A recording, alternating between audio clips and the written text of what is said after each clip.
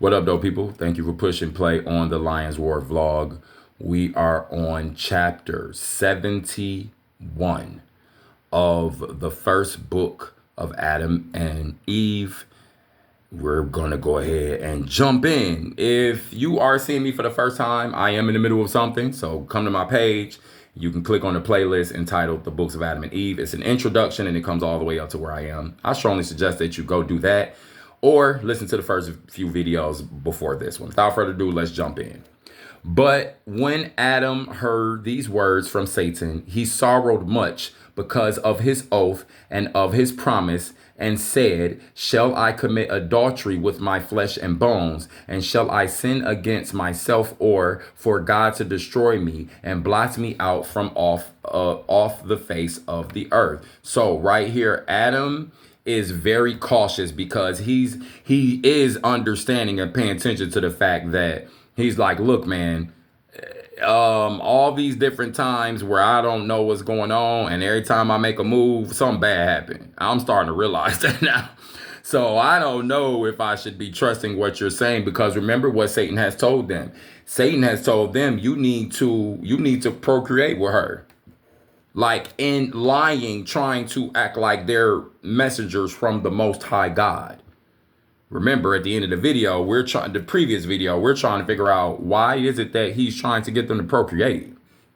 And I find it very interesting that the only time we deal with wedding or marriage, we don't never hear those words with Adam and Eve. We know that that's the world's first couple, right? If you believe how I believe you believe these scriptures. So we don't never hear nothing about wedding or marriage or nothing like that until it's dealing with intimacy. So I feel like that's how the spirit identifies it. Remember, Satan is trying to trick them. So he knows something. In tricking, he's going to tell them something that's accurate, but he's lying because the Most High didn't come tell them that's what they need to be focused on.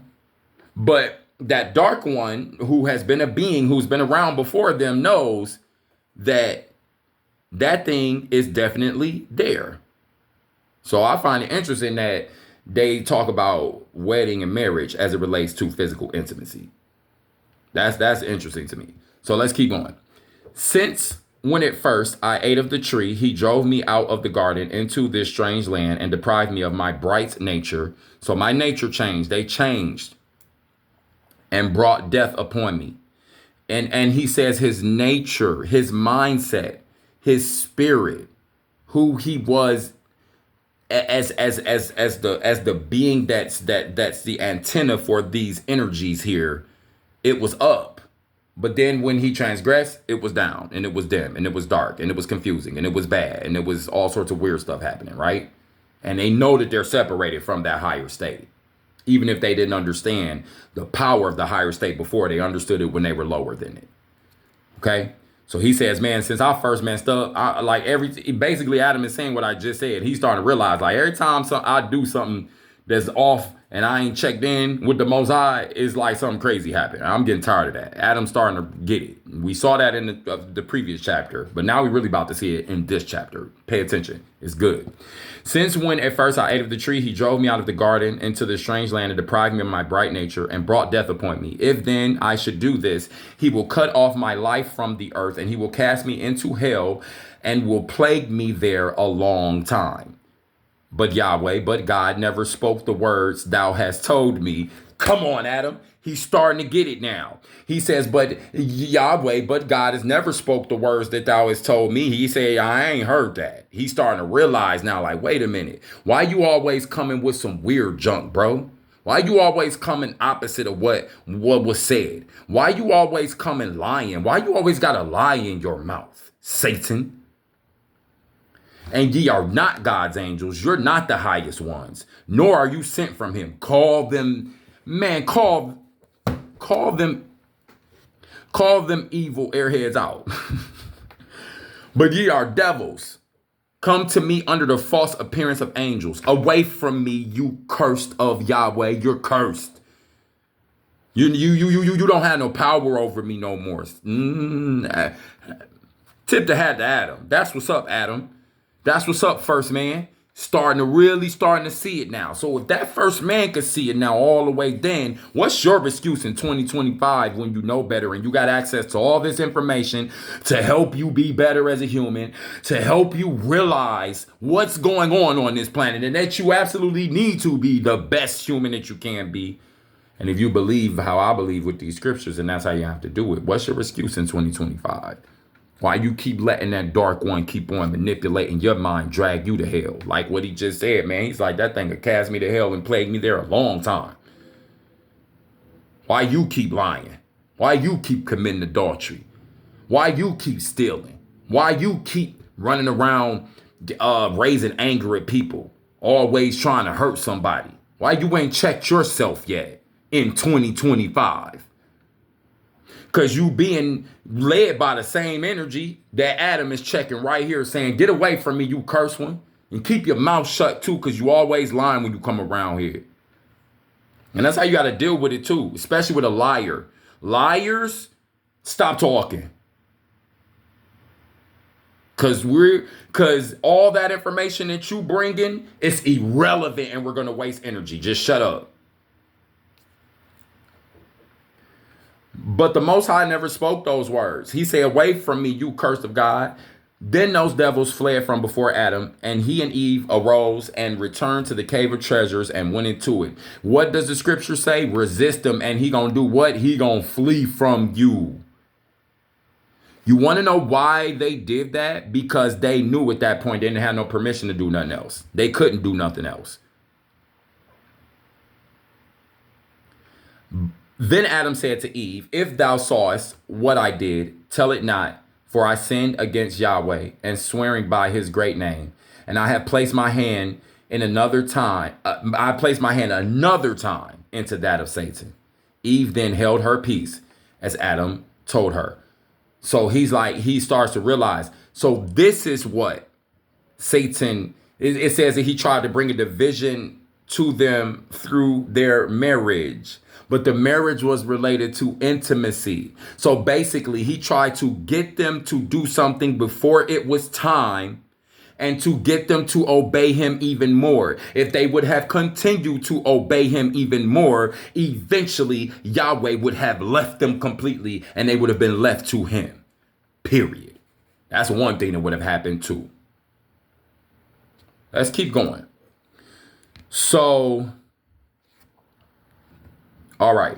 Then Adam arose and spread his hands unto God, unto Yahweh, beseeching and entreating him with tears to forgive him what he had done. And Adam remained thus standing and praying 40 days and 40 nights. So a long time. He really was distraught in his spirit, which lets us know that's why the Most High kept giving them grace, because where was this remorse or this sorrow from the dark one, Satan, Lucifer? He's still trying to lie, manipulate, trick. I just wonder at any given point would Lucifer just have been like, you know what? I've been tripping, Father. Creator. I'm sorry. I have overstepped my boundaries. I've tried to trick your creation. Please forgive me. What can I do to prove to you that I'm a being that is changed and I'm willing to do what's necessary to be forgiven? But no, he's not doing that. He's running all around trying to trick things, trying to destroy the creature, the creation, the creatures. It just always just. So I just find it that's very interesting to me also. Let's keep going. He neither ate nor drank until he dropped down upon the earth from hunger and thirst. Then God sent his word unto Adam, who raised him up from where he lay, and said unto him, O Adam, why hast thou sworn by my name, and why hast thou made an agreement with Satan another time? But Adam wept and said, O God, forgive me, for I did this unwittingly, believing that they were your angels. And God forgave Adam, saying to him, beware of Satan. Beware of him. Be mindful of him. Stop falling for him. Stop falling for his wiles. You know he hates you. You know he doesn't like you. You know what he's about. You know what he's on. Be cautious of him. Adam, what he was here, but he should have been from the beginning. And that's what the Spirit kept always saying to him. Yo, where was this at in the beginning, bro? Like, why are you not thinking about this before you mess up? And then all of a sudden you want to feel bad later. And okay, I forgive you, but you still got to walk through this fire now. You still got to get burned now. You still got to get singed now. You still got to tweak your, you still got to be worked out. Your clay still got to be worked now. You didn't even have to be going through all that. You should just listen from the beginning. Now you want to be sorry.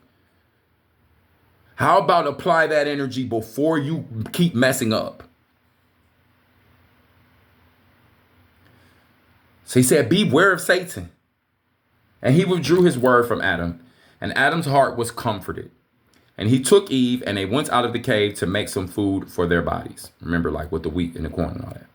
But from that day, Adam struggled in his mind about his wedding Eve, meaning the intimacy of it. Remember, because this is dealing with intimacy in this passage as far as we deal with wedding. It's not dealing with wedding like what you think. Okay? Like, oh, they're going to get married. Hallelujah. No, it's different. Intimate, physical. He was afraid as he was to do it, lest the Most High should have wrath at him, or should be wroth with him, or should be angry with him, irritated, frustrated. Then Adam and Eve, because now he's like, because he knows that there's something more that can happen that maybe he didn't know about. So now he's just kind of like, man, bro, this woman, then she didn't came, and she was the first one that got tricked. And then now he's like, man, he'd probably looking at this whole thing overall like, I don't know about this guy, like this Eve, like what? This, are you sure, Most High? So that's what it means. So that's where it's coming from with it, because if you kept up, then you know in the previous chapter we dealt with Satan, or in a few chapters ago it talked about him wanting to bring a division with Adam and Eve via marriage. But now, since we know that marriage meant physical intimacy, what it meant was I was a precursor for this, meaning like he's trying to cause an issue with something that Adam and Eve were not ready for yet at the time. I believe that's why in modern dating and courting, the time of engagement is a very good time to have. You're not supposed to be intimate with each other during that time, because the intimate space is a very sacred space. I know in America, they make it flippantly. They treat it like anything. But there are those around who knows that this place is very immature and does a lot of hellacious things when it comes to physical intimacy and how they portray the beautiful act of sex and what the Most High has created to be something to be very beautiful and intimate, and to be a connection between two spirits, and also to help us continue the human genome here. You know, it's we know that the society at large treats it like whatever. You know, it's entertainment, and it's sex sales and all that. It ain't even, they flippantly treat something that's so sacred, and it's just, I'm telling you, it's so powerful and so sacred. I don't even think people realize it. They don't. How could they, even when you live in a society that teaches what this society teaches? If you're not conscious enough or spiritual enough, or you don't have a relationship with the Most High, or however you want to say it, if you're not paying attention enough, yeah, you could be duped very easy, especially when everybody's on that and no one wants to be the odd person out to try to deal with things the proper way. Okay, so Adam and Eve, then final few verses. Then Adam and Eve went to the river of water and sat on the bank as people do when they enjoy themselves. So they sat and they relaxed and they looked at the scenery and they enjoyed the water and they enjoyed themselves, or however, like they were happy, they were positive. But Satan was jealous of them and wanted to destroy them, wants to destroy them, has a desire to destroy them. That is the end of this chapter. Okay, so he tried to bring a division with that act of intimacy that they were not like Adam said. Most High came and told me that, bruh. I know you tripping now. You know what I'm saying? But it's still a little bit too late, because why did you take your hand and put it in his hand and swear oath? What made you do that? When is the Most High, like, does that even look like what the Most High is doing? And he already told you what to be doing. Don't you know, Adam, that he's giving you your rules and what you're supposed to be doing and your warnings and things? He's telling you what to do. Like, he's giving you the regulations. He's giving you your orders. He's going to keep coming to give that to you. It's obvious now, Adam. So these things, which he saw it here, we saw it here. So he's starting to understand, which I'm glad about. But think about it in 2025. Like I said earlier, how many of us are still here going through and not able to, reject and ignore and dodge that dark one's advances? I know even me sometimes, those arrows come, man, those darts come, those attacks, those fiery attacks, they come, those snares are there.